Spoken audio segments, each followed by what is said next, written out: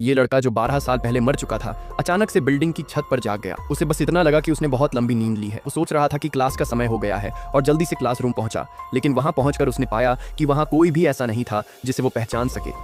उसे लगा कि शायद वो गलत क्लास में आ गया है। तभी टीचर अंदर आई और उसकी पुरानी यूनिफॉर्म देखकर हैरान रह गए। वो यूनिफॉर्म तो 12 साल पहले चलन में थी। टीचर ने सोचा कि लड़का मछली और सिक्योरिटी को बुलवाने लगे। लड़के ने ये देखकर भागना ही सही समझा। जब वो भागकर बाहर आया तो देखा कि तारीख 2017 की है। वो हैरान था, क्या ये 2005 नहीं है? उसने खुद से सवाल किया कि वो 12 साल तक कैसे सो गया। उससे अपने घर की, अपने भाई बहनों की चिंता होने लगी और वो भागता हुआ अपने घर गया। लेकिन जब उसने दरवाजा खोला तो अंदर कोई उसे पहचानने वाला नहीं था। खाली घर और अजनबी माहौल देखकर वो हैरान रह गया।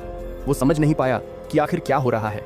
तभी घर के मालिक ने उसे चोर समझ लिया। लड़का सफाई देने लगा, लेकिन घर के मालिक ने उसकी बात नहीं मानी और पुलिस बुलवाने की धमकी देने लगा। परेशान होकर उसने मालिक को धक्का दिया और वो दूर जा गिरा। लड़का अपने हाथों को देखकर हैरान था कि उसमें इतनी ताकत कैसे आ गई। वो तुरंत मदद करने गया, लेकिन घर का मालिक नाराज होकर उसे एक डंडा मारकर बेहोश कर दिया। जब वो होश में आया तो खुद को अस्पताल में पाया। उसके माथे पर गहरी चोट थी। डॉक्टर ने 30 टाँके लगाकर बंद किया। पास में पुलिस उसकी पहचान और जन्म तारीख पूछ रही थी। लड़के ने अपना नाम चैन हैशिंग और जन्म तारीख 7 जून 1987 बताई। ये सुनकर पुलिस वाले हैरान हो गए, क्योंकि अगर वो 1987 में पैदा हुआ है तो अब 30 साल का होना चाहिए। पुलिस को लगा कि वो झूठ बोल रहा है और उसे थाने ले जाया गया। लेकिन जब पुलिस ने उसकी पहचान की जांच की तो उसकी जानकारी सही थी, पर रिकॉर्ड में उसे मृत दिखाया गया। ये देखकर पुलिस और भी हैरान हो गई। लड़का खुद भी परेशान था कि उसके साथ क्या हो रहा है। जब वो वॉशरूम में अपना चेहरा धोने गया तो उसने देखा कि उसके माथे का घाव पूरी तरह से भर चुका था और टांकों का कोई निशान भी नहीं था।